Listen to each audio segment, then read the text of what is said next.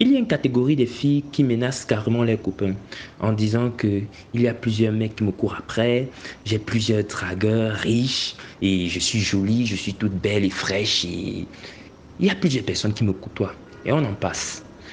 Mais ce que plusieurs filles ignorent, c'est que parmi ces dragueurs, au moins 80% de ces dragueurs viennent pour des raisons multiples et très différentes.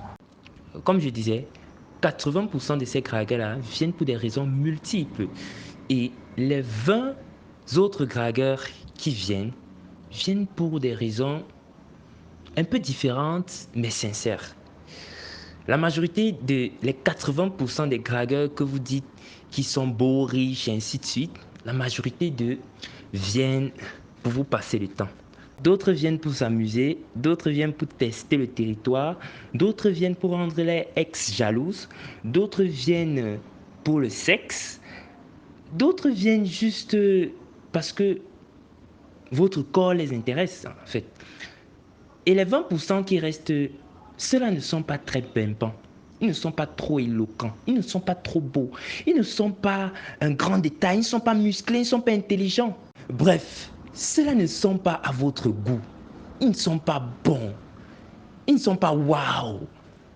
Et maintenant, quand vous venez alors nous dire que j'ai plusieurs dragueurs, à la fin, c'est quel type de dragueur alors? Parce que je ne comprends pas. C'est quel type de dragueur?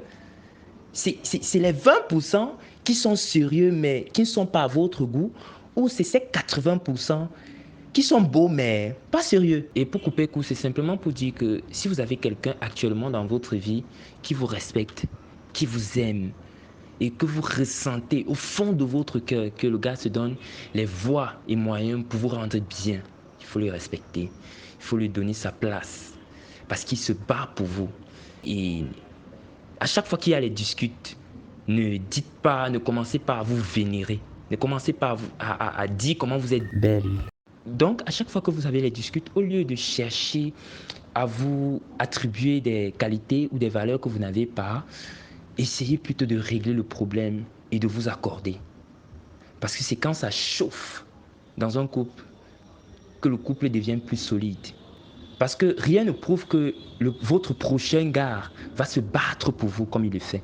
Rien ne prouve que votre prochain gars serait là pour les mêmes raisons.